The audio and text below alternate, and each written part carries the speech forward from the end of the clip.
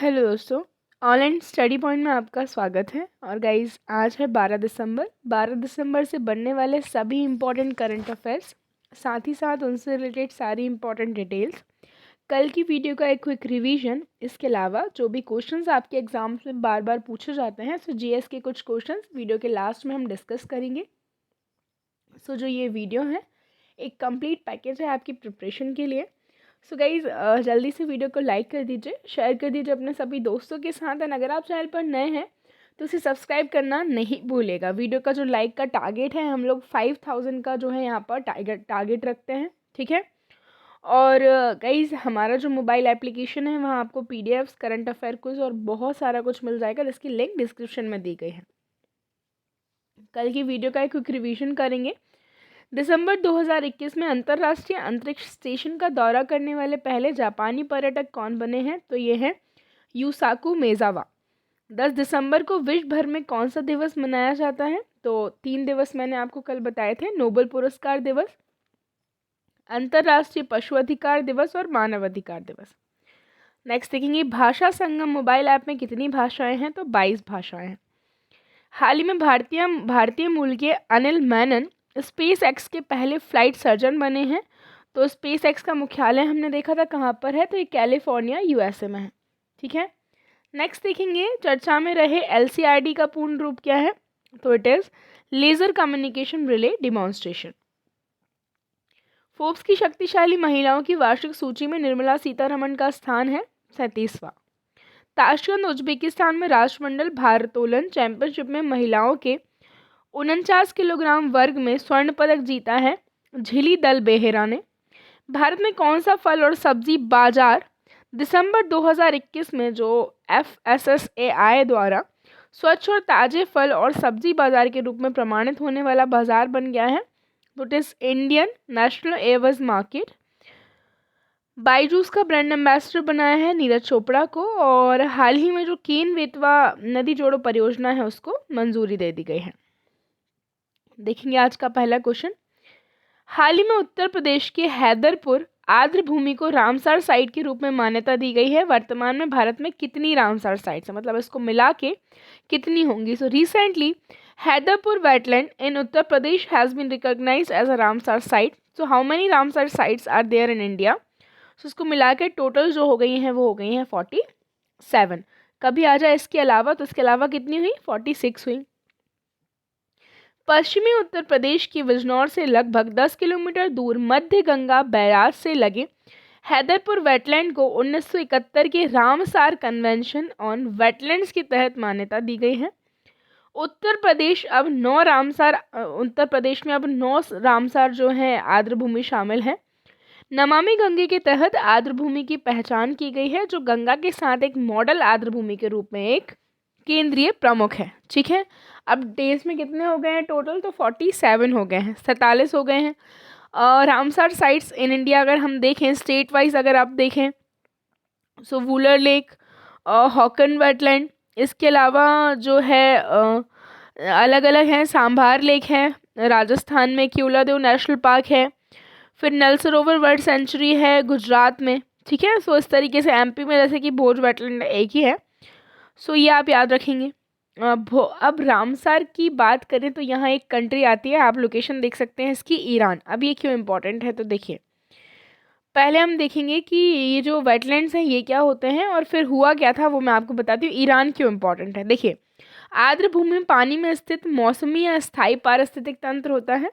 इनमें मैंग्रोव, दलदल, नदियाँ, झीलें, डेल्टा, बाढ़ आदि के मैदान और बाढ़ के जंगल, चावल के खेत, प्रभाल भित्तियाँ, समुद्री क्षेत्र के अलावा मानव निर्मित आर्द्र भूमि जैसे अपशिष्ट जल उपचार तालाब और जलाशय आदि शामिल होते हैं। आर्द्र भूमियाँ कुल भू सतह से लगभग 6% हिस्से को कवर करती हैं। पौधों और जानवरों की लगभग सभी 40% प्रजातियां आर्द्र भूमि में रहती हैं। यह है ईरान। अब ईरान में ही एक जगह थी रामसार, क्या नाम था जगह का? रामसार। तो रामसार कन्वेंशन 2 फरवरी 1971 को ईरान के शहर रामसार में अस्तित्व में आया। यह अंतर्राष्ट्रीय महत्व की आर्द्र भूमियों के संरक्षण के उद्देश्य से विश्व के राष्ट्रों के बीच पहली संधि है, ठीक है। भारत 1 फरवरी 1982 को इसमें शामिल हुआ है और प्रत्येक 2 फरवरी को क्या मनाया जाता है, विश्व आर्द्र भूमि दिवस मनाया जाता है। इस बार की जो थीम थी that was wetlands and water. ये देख सकते हैं आप, मैप है ये उत्तर प्रदेश का, जिसकी जो कैपिटल है वो क्या है, लखनऊ है। मुख्यमंत्री श्री योगी आदित्यनाथ है, राज्यपाल आनंदीबेन पटेल हैं, ठीक है। और नेशनल पार्क अगर देखें, Dudhwa national park, Lok Sabha seats 80 हैं, जो कि पूरे देश में सबसे ज़्यादा हैं। इसके अलावा हम अगर देखें, जो राजधानी है यूपी की, जो कि लखनऊ, वो किस नदी के किनारे पर है, गोमती नदी के किनारे पर है, ठीक है। पर्यटक स्थल सबसे इम्पोर्टेंट, आगरा का ताजमहल शाहजहां के द्वारा निर्माण कराया गया। लाल किला अकबर, जामा मस्जिद, इसका निर्माण शाहजहां ने कराया है। इत्माद-दौला का मकबरा, ये सभी आगरा में है, जो मैंने आपको बताया, ये नूरजहां ने करवाया था निर्माण। जो इत्माद-दौला का मकबरा है, इससे आप याद रख सकते हैं कि वाइट मार्बल से बनने वाली पहली बिल्डिंग थी। जो सारनाथ है वो भी यूपी में है। बुद्ध ने प्रथम उपदेश, जिसे धर्म चक्र प्रवर्तन कहते हैं, वो यहीं दिया था। और कुशीनगर जो यूपी में है, वहीं पर बुद्ध को जो है, हम बात करें महापरिनिर्वाण, यानी कि उनकी जो मृत्यु है वो हुई थी, ठीक है। बरसाना भगवान श्री कृष्ण की उपासिका राधा का जन्म स्थान है और यहाँ की जो लट्ठमार होली है बहुत प्रसिद्ध है। हालांकि मथुरा भी कहाँ है, यूपी में ही है। हाल ही में डीआरडीओ ने ब्रह्मोस सुपरसोनिक क्रूज मिसाइल के हवाई संस्करण का परीक्षण किया है। डीआरडीओ के वर्तमान में अध्यक्ष कौन है? So recently DRDO tested the aerial version of BrahMos supersonic cruise missile. Who is the current chairman of DRDO? So कई बार मैंने आपको बताया होगा, answer is C, doctor G Satish Reddy. कौन है? Doctor G Satish Reddy. और ऑप्शन में देखेंगे अगर आप, के शिवान जो हैं वो इसरो के हेड हैं, राजनाथ सिंह हमारे डिफेंस मिनिस्टर हैं। सो भारत ने उड़ीसा के तट पर चांदीपुर के एकीकृत परीक्षण रेंज से ब्रह्मोस सुपरसोनिक क्रूज मिसाइल के हवाई संस्करण का सफलतापूर्वक परीक्षण किया है। मिसाइल के हवाई संस्करण का सुपरसोनिक लड़ाकू विमान सुखोई 30 MKI से परीक्षण किया गया। ब्रह्मोस सुपरसोनिक क्रूज मिसाइल के विकास, उत्पादन और विपणन के लिए डीआरडीओ और एनपीओ जो है रूस की है ये, ठीक है, इसके बीच में क्या हुआ है, एक संयुक्त उद्यम है जिसे भारतीय सशस्त्र बलों में शामिल किया गया है, ठीक है। मिसाइल का नाम भारत में ब्रह्मपुत्र और रूस में मोस्कावा नदी के नाम पर रखा गया है, मिला करके रखा है। अब डीआरडीओ की कुछ और मिसाइलें जो हैं कौन कौन सी हैं? पृथ्वी, ब्रह्मोस, इनकी आप रेंज देख सकते हैं। शौर्य, प्रणाश, के4 परमाणु, निर्भय, अग्नि P बैलिस्टिक मिसाइल, आकाश NG और अग्नि 5, ठीक है। अग्नि 5 की अगर हम देखें तो 5000 किलोमीटर जो है इसकी रेंज है। डीआरडीओ का फुल फॉर्म क्या है? डिफेंस रिसर्च डेवलपमेंट ऑर्गेनाइजेशन, यानी कि रक्षा अनुसंधान विकास संगठन, जिसकी स्थापना 1958 में हुई थी। मुख्यालय नई दिल्ली में है और अध्यक्ष डॉक्टर जी सतीश रेड्डी हैं। गाइज, अगर अभी तक चैनल को सब्सक्राइब नहीं किया है तो प्लीज़ फटाफट से सब्सक्राइब कर दीजिए। आगे देखेंगे, हाल ही में किस राज्य ने सीनियर महिला राष्ट्रीय फुटबॉल चैंपियनशिप जीता है?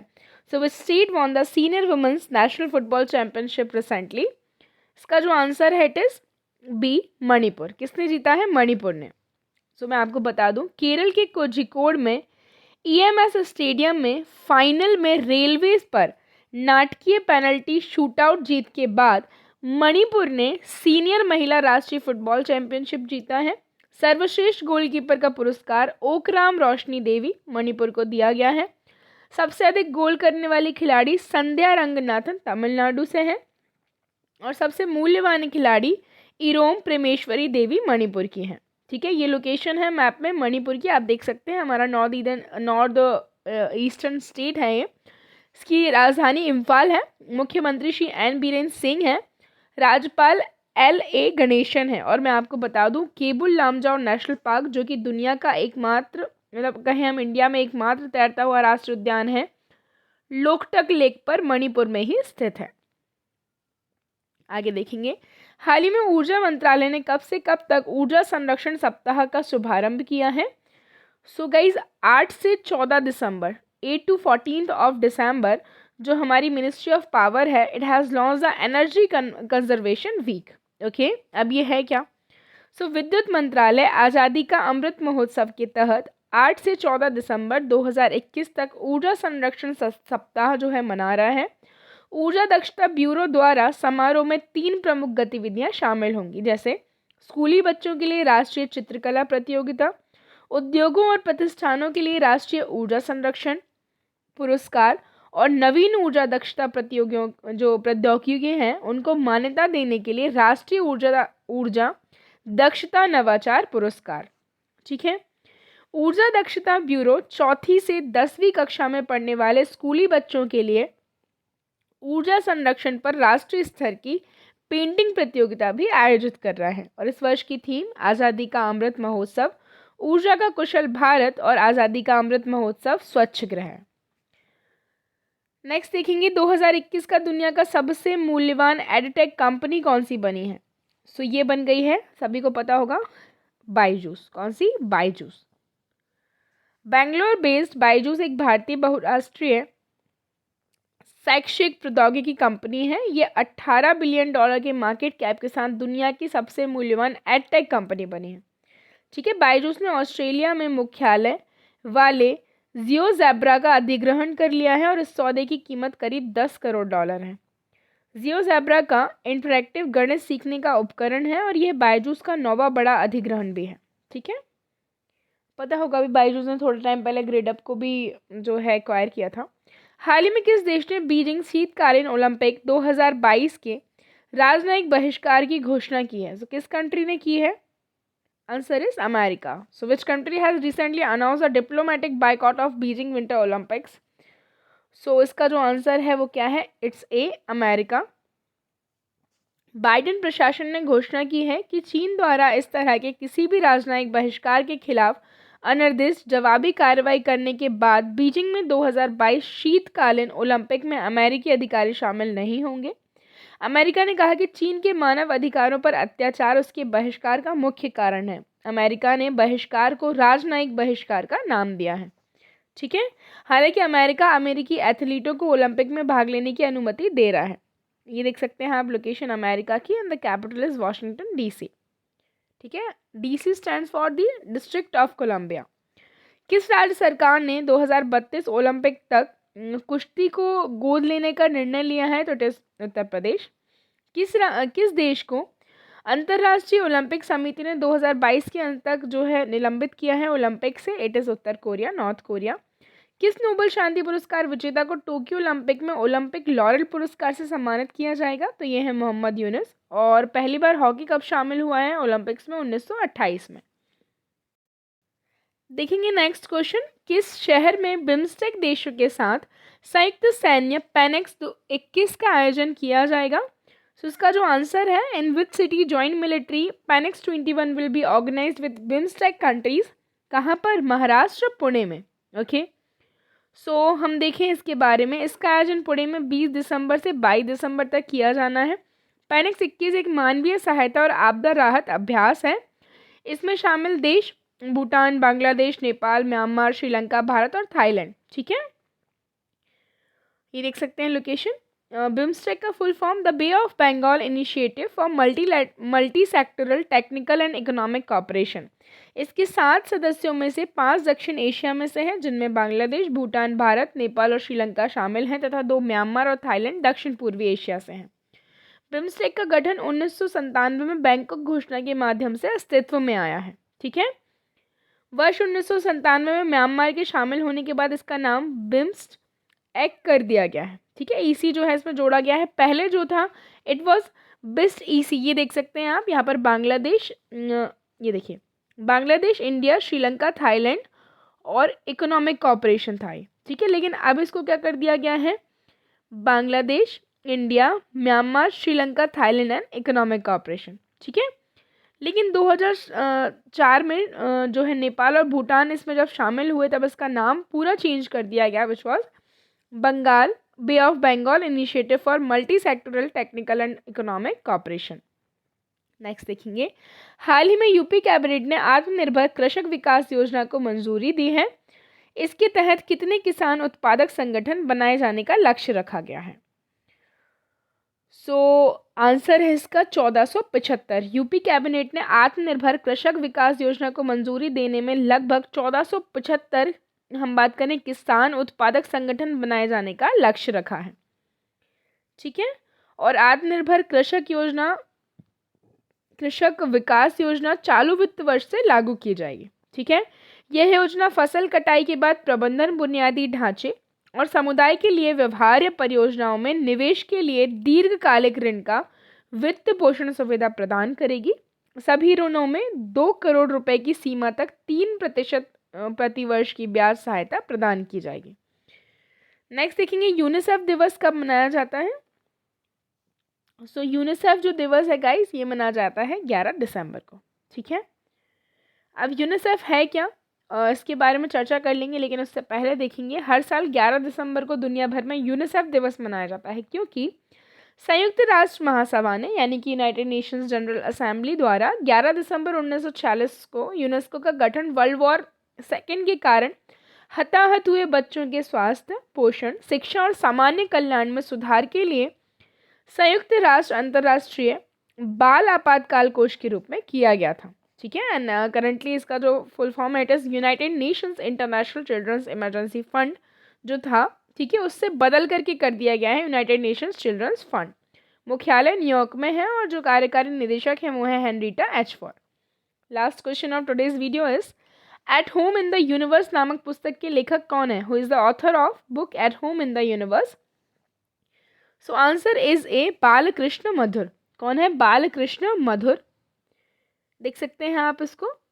बालकृष्ण मधुर की eight home in the universe शीर्षक से एक आत्मकथा का विमोचन आर.सी. सिन्हा IAS है, जो कि मुंबई महाराष्ट्र में सड़क विकास मंत्रालय के सलाहकार द्वारा किया गया है। और पुस्तक जो है प्रॉपर्टी सर्विसेज लिमिटेड के पूर्व मुख्य कार्यकारी अधिकारी B.K. मधुर की आत्मकथा है। ठीक है, और प्रमुख पुस्तकें हम देख लेंगे तो उपन्यास 400 डेज के लेखक चेतन भगत है। ठीक है, strategizing the players in my life, तो इसकी जो stargazing the players in my life, इसके जो लेखक हैं वो रवि शास्त्री हैं। Language of truth Salman Rushdie. Another dozen story Satyajit Ray. India's power allied caste class and cultural revolution Sanjay Baru हैं। It's a wonderful life Ruskin Bond. The little book of encouragement Dalai Lama. The epic battle of Longewala Bharat Kumar और the gazing eastwards of Buddhist monks and revolutionaries in China के लेखक हैं Romila Thapar. The battle of belongings Shashi Tharoor. Home in the world a memoir Amartya Sen. Unfinished a memoir कल्की Koechlin. All time favourite for children's Ruskin Bond. अब कुछ ये तो हो गया हमारा आज का करंट का कंटेंट। अब कुछ मोस्ट रिपीटेड क्वेश्चंस जो एग्जाम्स में बार बार आते हैं वो देखेंगे। भारत पर हमला करने वाला प्रथम मुस्लिम आक्रमणकारी मोहम्मद बिन कासिम, जो कि अरब आक्रमणकारी था। सेल्यूकस निकेटर का राजदूत जो चंद्रगुप्त मौर्य के दरबार में आया मेगास्थनीज था। श्रीलंका का पुराना नाम है सीलोन। विटामिन की खोज फंक ने की है। स्टेनलेस स्टील किसकी मिश्र धातु होती है? तो आयरन, क्रोमियम और निकल। कांसा किसकी मिश्र धातु है? तो कॉपर तथा टिन। स्वामी विवेकानंद ने शिकागो में हुए विश्व धर्म सम्मेलन को कब संबोधित किया है? तो 1893 में। जलियांवाला बाग हत्याकांड कब हुआ? 13 अप्रैल 1919 अमृतसर। पृथ्वी पर उत्तरी गोलार्ध में सबसे बड़ा दिन 21 जून को होता है। लास्ट देखेंगे महात्मा बुद्ध ने उपदेश दिया था सारनाथ में, जो कि मैंने आज की वीडियो में आपको कल कवर भी कराया है। नेक्स्ट हम देखेंगे हाल ही में रूस ने किस देश को हराकर डेविस कप टूर्नामेंट 2021 जीता है? तो आंसर इसका क्रोएशिया है। हमने ये क्वेश्चन अच्छे से डिस्कस किया था।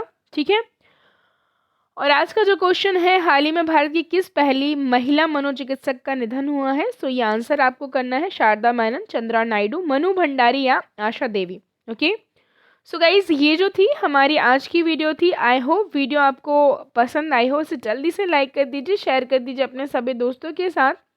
ठीक है, और अगर आप चैनल पर नए हैं तो इसे सब्सक्राइब करना नहीं भूलेगा। Okay, thanks for watching.